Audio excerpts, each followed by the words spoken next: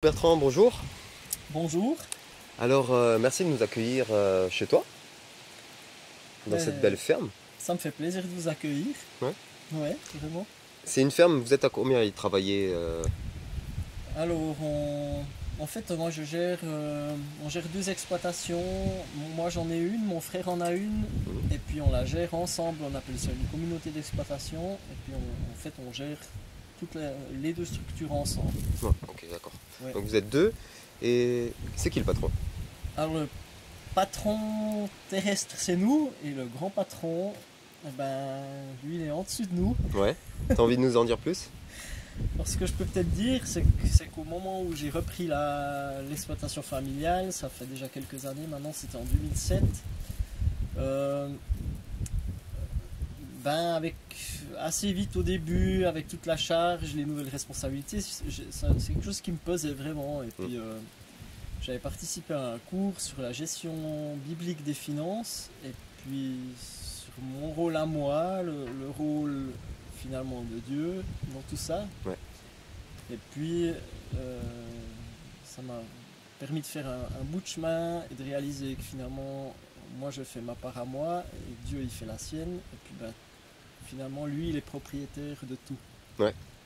Et puis, moi je suis le gérant. Et puis, ça, c'est une situation qui m'a permis de vraiment me. pouvoir me. Ça m'a vraiment soulagé au niveau de la charge, au Oui. niveau des responsabilités. Alors, je fais ma part, je fais tout ce que je peux. Tout ce que, toutes les compétences que Dieu me donne pour gérer ça, je fais. Et puis il y a la part que lui fait pour moi. Mhm. Et puis ça m'a vraiment beaucoup soulagé. Oui. Super. Donc c'est un bon patron? C'est un bon patron. Ouais. Ouais. Trop bien. Bon, mais t'as quand même des fois des choix à prendre, finalement c'est quand même toi qui les prends. Alors c'est clair, les choix, je dirais de tous les jours, c'est moi qui les prends ou ensemble avec mon frère. Après, il y a peut-être des choix qui sont inspirés Mhm. sans qu'on s'en rende vraiment compte. Oui. C'est pas forcément quelque chose de très actif, mais c'est quelque chose, ouais, où on est conduit dans ce qu'on vit, dans les rencontres qu'on fait, Mhm. euh, ouais, à développer tel ou tel pan de l'exploitation, ou telle culture, ou telle variété. C'est souvent quelque chose ouais, qui se met en place au fil du temps. Super. Et par exemple, dans ces choix, tout à l'heure, tu m'en as dit un, mais c'était pas forcément très important pour toi, mais moi ça m'a parlé. Tu disais que bah, vous avez fait le choix de changer de race bovine. Vous élevez pas la même race que celle qu'élevait votre père. Voilà, oui, alors mon papa il avait un bon troupeau de limousines, Mhm. euh, qui est une race finalement c'est une très bonne race, mais qui nécessite pour que la bête soit bien engraissée, il faut encore des aliments concentrés, Ouais. et puis du maïs, Mhm. très souvent. Et puis ben, comme on est parti en agriculture biologique, on voulait, dans la mesure du possible, ne plus fourrager autre chose que de désherbage à nos animaux. Ouais. Et puis on a un petit peu regardé quelle race se prêterait bien pour ça, quelle race n'est pas trop prétentieuse au niveau du fourrage. Et puis ben là il s'est avéré que la race Angus euh, Correspondait. correspondait relativement bien à ce qu'on cherchait. Parce qu'on a des pâturages très secs hein, l'été, du fourrage assez fibreux, donc c'est une race qui se porte très bien pour ça. Du coup, la volonté c'était de pouvoir, sur cette partie-là, être autonome, c'est ça? Voilà, l'idée c'était d'être vraiment autonome et de ne pas nourrir des céréales que nous on pourrait manger ou que l'être humain pourrait manger, de nourrir ces céréales-là aux animaux, parce que finalement Dieu il a créé la vache herbivore, alors pourquoi lui fourrager des céréales? Je comprends, je comprends. Et, mais du coup, tu parles de vouloir être en autonomie. Est-ce que ça veut dire que tu veux tout faire tout seul, ne dépendre que de toi, ou il y a des choses que tu acceptes de partager avec d'autres? Alors moi je pense que c'est difficile de vivre de manière isolée parce que finalement Dieu il nous a créés en tant qu'être humain relationnel, lui-même est relationnel, donc Mhm. c'est logique que nous, dans nos activités, on soit relationnel aussi. Donc on cherche l'autonomie le plus possible au niveau financier, mais cherche à entrer dans des collaborations qui permettent de faire grandir ceux avec qui on travaille et nous-mêmes. Et puis là, à titre d'exemple, on a tout ce qui est transformation des produits, donc les huileries, le moulin, le triage, les céréales, ça c'est quelque chose qu'on fait faire ailleurs, Ok. clairement. Mhm. Ou les machines, on a beaucoup de machines agricoles en commun avec d'autres exploitations. Voilà, ça n'a pas de sens que chacun ait toute la gamme des machines dont il a besoin. Ouais, ça serait trop d'investissement pour pas Beaucoup grand-chose. d'investissement pour une autonomie, à mon avis, qui est complètement déplacée. Ouais. Alors c'est clair, elle serait plus grande, on n'est pas obligé de regarder que fait l'autre, quand il fauche, quand la machine est disponible, quand moi j'en ai besoin. Mais en même temps, ça permet d'organiser le travail, c'est aussi positif. Mais comment vous faites? Parce que le moment de travailler le sol, c'est à peu près le même tout pour tout le monde. Le moment de récolter, c'est à peu près le même pour tout le monde, non? Ouais, alors c'est le même, mais il y a quand même 2, 3, 4 semaines de décalage entre le début et la fin des récoltes. Chez nous, géographiquement, ça se prête assez bien parce qu'on a un côté plutôt exposition sud et un côté exposition nord dans la vallée, ce qui fait que les agriculteurs ne sont pas forcément tous prêts au même moment. Ok. Donc nous on est exposé sud, donc nos parcelles elles sèchent beaucoup plus vite au printemps que les parcelles des voisins qui sont à l'envers. Oui. Et puis ça permet de répartir l'utilisation des machines. Oui, tout simplement. Voilà, tout simplement. Très bien.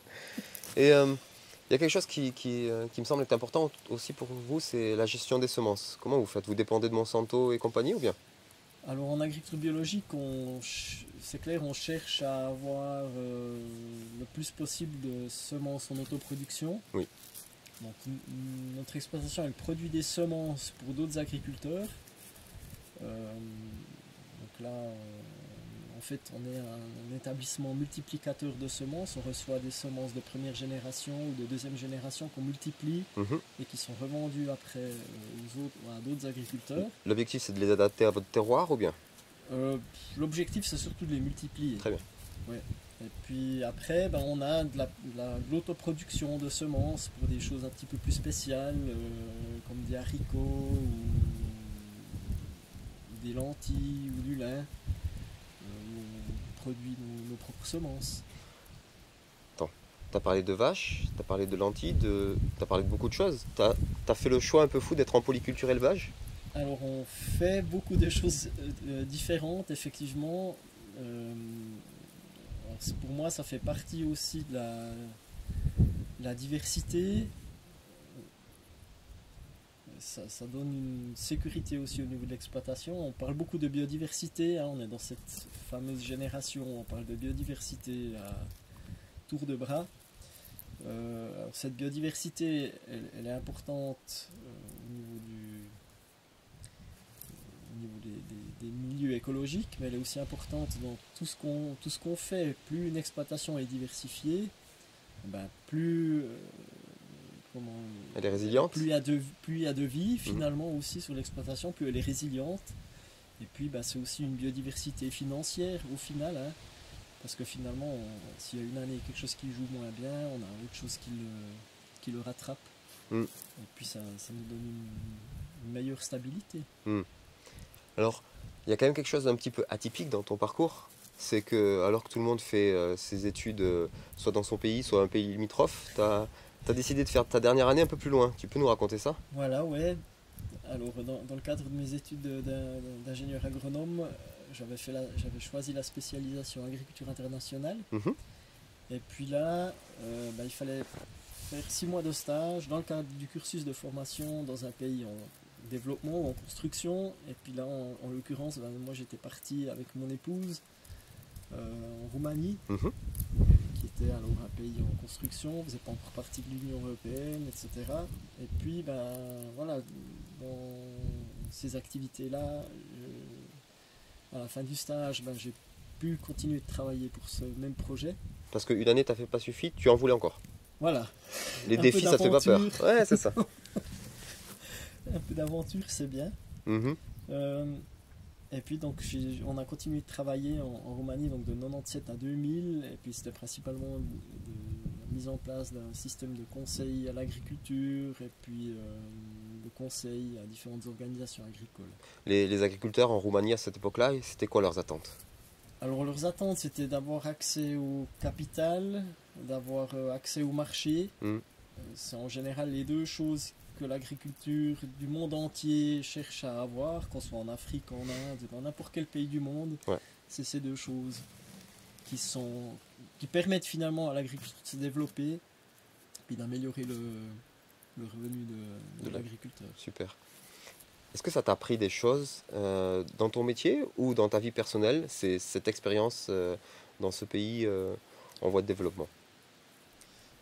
Alors peut-être à titre professionnel, ben voilà, dans chaque pays, on peut avoir chaque pays du monde, chaque agriculteur de chaque pays du monde a un peu les mêmes problèmes. Mm. Au niveau personnel, ben on a vraiment pu vivre cette période d'inflation folle en Roumanie entre le moment où on est arrivé et le moment où on est parti. Et puis, ben, sur le moment, ça nous paraissait pourquoi est-ce qu'on doit vivre ça, quel est l'objectif de tout ça. Finalement, ben, avec le recul maintenant et la situation dans laquelle on se retrouve à quelques... Ouais, on ne sait pas quand la crise va venir, mais on sait qu'elle va venir. De se dire, ah ouais, ben finalement, on a vécu ce que signifie l'inflation, Mhm. et puis on a appris quelques réflexes. Ça voulait dire quoi l'inflation à ce moment-là en Roumanie? L'inflation, ça voulait dire qu'avec un salaire mensuel ou une retraite au début de l'année, on arrive encore à acheter à peu près à 20% à la fin de l'année avec le même montant. À ce point-là? Oui, oui. Alors il y a eu des pics, hein, des fausses pics comme ça, Oui. mais c'est des inflations de 200, 300%. Donc l'inflation qu'on vit en ce moment, c'est ridicule à C'est côté. ridicule à côté. Chaque fois que les Roumains avaient un peu d'argent, ben, ils le plaçaient dans quelque chose de physique. Mhm. Donc pas de la bourse, ben, ça ne nous intéresse pas. Ben, peut-être des métaux ou des billets de dollars ou des billets d'euros. Mhm. Des Mais monnaies de qui donnent réserve? compte ou des réserves Ouais. de nourriture ou des sacs de ciment ou des briques pour construire la maison ou des planches pour refaire le toit ou des tuiles. 10 000 francs de briques, c'est plus important que 10 000 francs en bourse? Alors dans un contexte inflationniste, oui, parce que tes briques, tu vas les revendre au prix de la brique du jour, Ouais. au moment où tu vas les vendre. Ouais, il y aura toujours des maisons à construire. Il y aura toujours des maisons à construire. Je comprends un peu l'idée. Et donc, tu as ramené un petit peu de ça ici? Ça change quoi dans la gestion, Alors ta ça façon de gérer? change un petit peu la façon de gérer par rapport au stock. Donc on fait quand même un peu des stocks. Oui, des stocks de quoi? Alors, De briques? Non, pas de briques, mais notamment de carburant pour les machines. Ok. Des stocks de pièces pour les machines, des stocks de marchandises, de semences, des stocks de graines aussi pour les gens qui viendraient peut-être sur l'exploitation en cas de crise et qui nous demanderaient est-ce que je peux travailler contre de la nourriture, et peut-être qu'on n'aura pas vraiment un travail à lui donner. Mhm. On l'occupera pour qu'il puisse recevoir son sac de céréales à la fin de la journée. Ok. Donc c'est des réserves, des stocks pour pouvoir perdurer Ouais. l'exploitation sur la durée. Perdurer, et puis en même temps, ils peuvent aussi servir de semences. Oui. Donc des graines de céréales peuvent servir de semences si on n'en trouve plus sur le marché ou si on n'a plus les liquidités pour les acheter, parce Mhm. qu'on voit toujours la problématique. L'inflation, elle ne va pas que concerner le reste de l'économie, elle va aussi l'agriculture va y être confrontée aussi. Donc, Et au niveau alimentation, tu fais aussi des stocks ou c'est réservé pour l'exploitation agricole? alors pour l'alimentation, on fait des stocks pour des gens. Nous, on a le souci déjà rien que les amis, les gens de l'église, qui n'ont peut-être pas eu cette vision ou qui n'ont pas partagé cette vision, qu'ils aient finalement de la nourriture, en tout cas pour ponter une certaine phase. C'est clair qu'on n'a pas le stock pour nourrir 2000 personnes pendant Ouais, ouais. pendant 2 ans, mais Mais tu fais ta part. je fais une part, et puis je suis aussi clairement convaincu. Si on regarde l'histoire de la veuve de Sarepta, ben elle avait plus grand chose, mais elle avait un fond d'huile, et ce fond d'huile a pu être multiplié. Tout à fait. Mais si elle aurait pas eu, si elle aurait rien eu, ben voilà. C'est pas que je doute que Dieu peut créer. Tout à fait.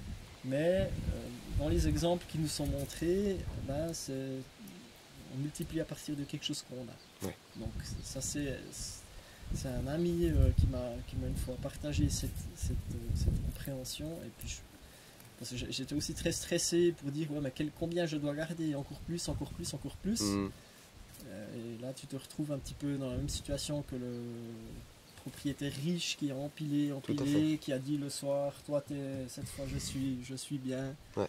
Et le même soir, c'est fini. Il est mort. Donc voilà, il faut trouver l'équilibre entre les deux. Cette vision, qui me semble super pertinente, on la croise pas tout le temps. Comment réagissent les gens autour de toi, ta famille, ton assemblée locale, les voisins? Alors c'est une vision que je crie pas forcément sur les toits, je la partage pas encore beaucoup pour le moment. Là je m'extériorise un petit peu. Mais pour le moment elle est plutôt mal comprise. Ou en tout cas pas. C'est bien si tu fais, mais bon, si ça te fait plaisir. C'est pas forcément une vision qui est portée par beaucoup de monde. Ça serait parfois encourageant de. Ouais, je comprends. de savoir plus de monde autour de soi. En même temps, Joseph, pendant les 7 premières années, voilà, personne ne devait comprendre son histoire. Ben non, c'est vrai. C'est vrai aussi. Merci pour tout. Avec plaisir. Et merci Bertrand pour toutes ces réflexions, d'avoir ouvert ta ferme, ta maison et ton cœur. Merci, c'est précieux. Merci à toi. Est-ce que tu aurais une dernière chose à dire à ceux qui vont écouter cette vidéo, soit un conseil, soit un appel, quelque chose que tu aurais envie de leur confier?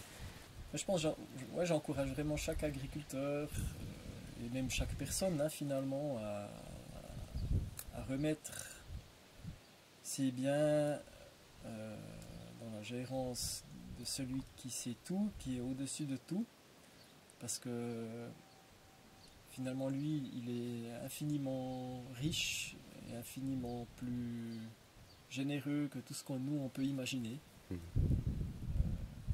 puis je pense que c'est bien de lui confier nos biens. Amen, j'ai rien à rajouter.